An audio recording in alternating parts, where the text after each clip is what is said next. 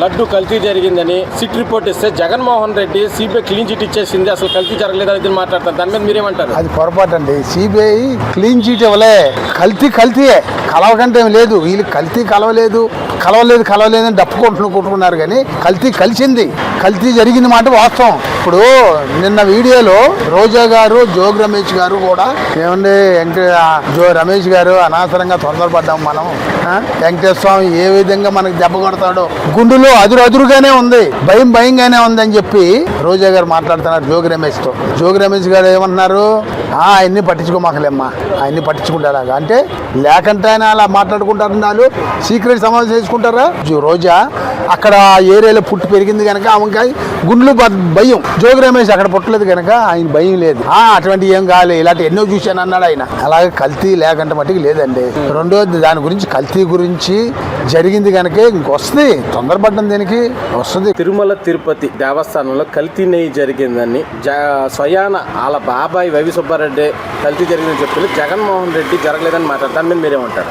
నిజంగా హిందూ దేవాలయపై దాళ్లు, అలాగే సాక్షాత్తు ఆ కలియుగమైన శ్రీ వెంకటేశ్వర స్వామి శ్రీవారి లడ్డూ ప్రసాదాన్ని కల్తీ చేశామని గత ప్రభుత్వంలో ఎవరైతే జగన్మోహన్ రెడ్డి నిర్మించారో చైర్మన్ గా వైవి సుబ్బారెడ్డి ఒప్పుకోవడం జరిగింది. ఇది రాష్ట్ర ప్రజలందరూ చూస్తున్నారు. ఖచ్చితంగా వచ్చేసి మీ చైర్మన్, దేవాదాయ శాఖ మంత్రి చైర్మన్ ఎవరైతే ఉన్నారో ఒప్పుకొని మీరు వచ్చేసి మేము కల్తీ జరగలేదు అని కళ్ళబొల్లి మాటలు చెప్పి ప్రజల్లోకి డైవర్షన్ చేసి మీరు తీసుకెళ్తా ఉన్నారు. ఇది రాష్ట్ర ప్రజలందరూ కూడా చూస్తా ఉన్నారు. వైవి సుబ్బారెడ్డి సాక్షాత్తుగా ఒప్పుకున్నారు కల్తీ జరిగింది వాస్తవం అని. అంతేకాదు నిన్నటి రోజున చూస్తే మీ వైఎస్ఆర్సీపీ పార్టీ నాయకులు రోజా, జోగి రమేష్ మాట్లాడుకున్న విషయాలు కూడా మనకి బయటకు వచ్చినాయి. చూస్తా ఉంటే మేము పాపం చేశాం, వెంకటేశ్వర స్వామితో పెట్టుకున్నాం, ఏ సైడ్ నుంచి ఏ ప్రమాదకరం స్థితిలో మనం పడిపోతామో అని, అది కూడా భయం లేకుండా నవ్వుతూ వెటకారాలుగా మీరు మాట్లాడుతూ ఉన్నారంటే మీ జగన్మోహన్ రెడ్డి ఏ విధంగా మిమ్మల్ని తయారు చేశారో ప్రతి ఒక్క రాష్ట్ర ప్రజలు చూస్తున్న హిందూ దేవాలయాల పైన హిందూ భక్తుల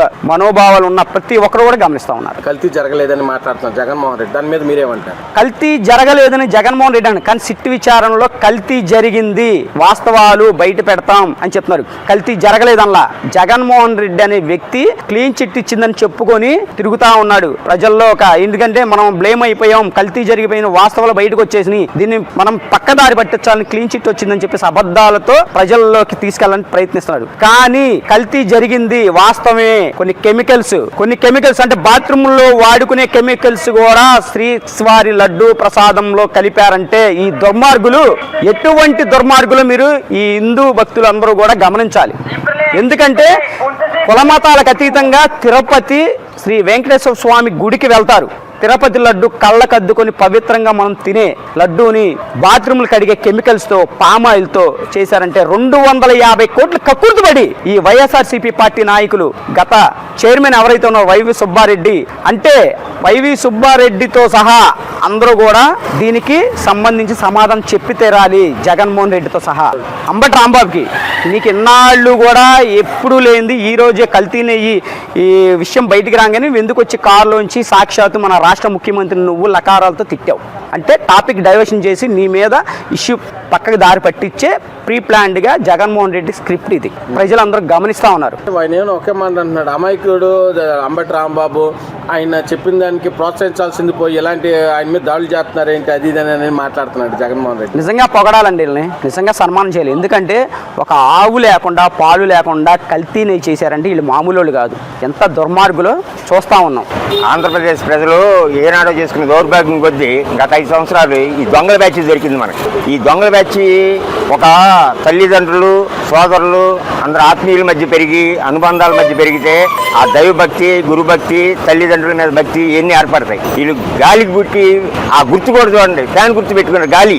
అలాంటి వాళ్ళకి ఏం చెప్పినా తక్కువే. నిన్న రోజా కూడా ఒక నోరు జారింది, అది కూడా వచ్చింది. మరి అంతర్మతం ఉంది వాళ్ళకి, ఏంటి వీడియోలోకి వచ్చింది. కానీ అది తెలుసుకొని మనకు చెప్పవసరా, ఆ దేవదేవుడి కన్నా క్షమాపణ చెప్పి ప్రాయశ్చిత్తం చేసుకుంటారు నేను అనుకుంటున్నాను. అంటే జగన్మోహన్ రెడ్డి అన్నాడు కదా సార్, అసలు సిబిఐ క్లీన్ చిట్ ఇచ్చింది అనేది మాట్లాడుతున్నాడుగా. కలగానే ఉంటాడండి. ఎక్కడ ఉంది క్లీన్ చిట్? లేదు, దోషులని ఇచ్చింది, దుర్మార్గులని ఇచ్చింది. దుర్మార్గులు, దోషులు. మరి దాన్ని బొకాయిస్తే ఏం చేస్తారు? బొకాయించడమే కదా. బొకాయించడం, ఎదురుదారి చేయడం, వల్ల వచ్చిందే మీ పార్టీ. ఈ ల్యాబ్ రిపోర్ట్ ఏమంటుంది, అసలు నెయ్యే లేదురా బాబు అంటారు. నెయ్యే లేదు, కెమికల్స్తో కలిపి తయారు చేసింది, సువాసనలకి వాటికి స్మెల్ వచ్చేటట్టు. అది పాడవకుండా 120 డిగ్రీల్లో హీట్ చేస్తే దాని కెమికల్ కూడా ఏమి ఆనమాలు తెలవదంట. అలాంటి కెమికల్స్ తయారు చేసింది. అసలు నెయ్యే లేనప్పుడు కల్తీ ఏంటి? అసలు నెయ్యే లేదు, ఇంకా కల్తీ ఏముంది? ఆయన ఏమంటున్నాడు, జంతు కొవ్వు లేదు అంటే మేము జంతు కొవ్వు కలపలేదు, వేరే కలిపామని మనం అర్థం చేసుకోవాలి, జనాలు అర్థం చేసుకోవాలి. కలిపారంటారా? మరి అంతేగా. అసలు నెయ్యి కలపడం అంటే నెయ్యి తీసుకొచ్చి అందులో కలపడం కాదు. ఎవరైనా నెయ్యి 1 కేజీ నెయ్యి తీసుకొచ్చి 1 కిలో డాల్డా కలుపుతారు. అసలు నెయ్యి అనేది పక్కన పెట్టి డాల్డా కాదుగా రసాయనాలతో తయారు చేసిన దానికి కల్తీ ఏముంటుంది? మొత్తం అమ్మకే, మొత్తం మాయే. చుట్ట పెట్టి మొత్తం లోన్ వేయాలి ముందు అర్జెంటుగా. నేను ఊరేగింపులు ఈరేగింపులు దానికి అవసరం అండి. తిరుపతి లడ్డు మీద నోరు తిట్టడం, బొండ బూరులు తిట్టడం, మళ్ళీ ర్యాలీ చేసి తన్నులు తింటాం. నోరు దాటం ఎందుకు, తన్నులు తింటాం ఎందుకు? ఇవన్నీ అవసరమా? ప్రభుత్వం కూడా ఏం చేయాలి, ఇమ్మీడియట్ తీసి ఎవడైతే వాగాడు అని తీసుకెళ్ళి మరతపెట్టి లోనే చేయాలి. ప్రజలకు ఇబ్బందులు కలుపుతున్నారు కదా, ప్రజలు ఇబ్బంది పెడుతున్నారు కదా వీళ్ళు. మరి ఇబ్బంది పెట్టి అప్పీలు ఎవరు ఇచ్చారు? రోడ్డు మీద అంత నుంచి గుంటూరు వెళ్ళి ట్రాఫిక్ జామ్ చేయాల్సిన అవసరం ఏంటి? అంటే ప్రజల్ని తప్పుదోవ పట్టించడానికి అలా మరి అంతేగా. మాట్లాడుతుంటారు. ఈ తిరుపతి వాస్తవాలు ఇవన్నీ బయట రాకూడదు. మరి మాయని తప్పు చేసావు కాబట్టి నువ్వు ఇట్లా చేస్తున్నావు, క్రియేట్ చేస్తున్నావు. నువ్వు తప్పు చేయకుండా ఇంట్లో కూర్చున్నాడువి, అది తప్పు అండి.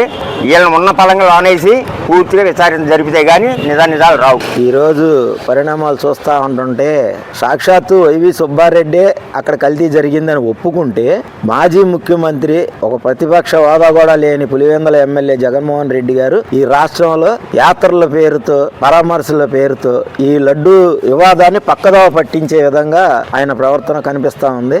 ముఖ్యంగా నిన్న జోగి రమేష్ గారి ఇంట్లో మన మాజీ మంత్రులు రోజా గారి కానివ్వండి, జోగి రమేష్ గారు కానివ్వండి, వాళ్ళ సంభాషణలో అన్ని ఛానల్లో చూసాం. తిరుపతి లడ్డు ఫ్రాడ్ జరిగిందని చెప్పి వాళ్ళ నోటితో వాళ్లే ఒప్పుకున్నారు. వాళ్లే అపచారం చేశామని ఒప్పుకుంటా హేళనగా నవ్వుకుంటున్నారు. భగవంతుడి మీద మీరు చేసిన కుట్రలో కుతంత్రాలు 230 కోట్లు చిల్లర మీరు దోపిడీ చేసి ప్రజలకి ఏమి సమాధానం చెప్తారు? ఒక పక్కనేమో జరగలేదంటున్నారు, ఒక పక్కనేమో జరిగిందని మీలో మీరు ఆనందపడుతున్నారు. మీరా హిందూ మనోభావాలను కాపాడేది? మీరా మంత్రి వర్గంలో మంత్రి స్థానంలో ఉన్నారు ఇంతకు ముందు? ఇలాంటి వాళ్ళని ప్రజలు ఎన్నుకున్నారని చెప్పి ఈ రాష్ట్ర ప్రజలందరూ కూడా మీ ముఖాన్ని ఉమ్మేసే రోజులు వచ్చినాయి. దోపిడీ దొంగల ముఠ అండి ఇది. దానికి ఏం కావాలో అన్ని వీళ్ళే అరేంజ్ చేసుకొని ఆ కంపెనీతో లాలూచి పడి 230 కోట్లు దోచుకోవడానికి ఒక పామాయిల్, ఒక రసనాయాలు కలిపి వాటి ద్వారాగా లడ్డూలు తయారు చేసి తిరుపతి దేవస్థానం యొక్క పరువు ప్రతిష్టలు దెబ్బతీసి హిందూ మనోభావాలను దెబ్బతీసిన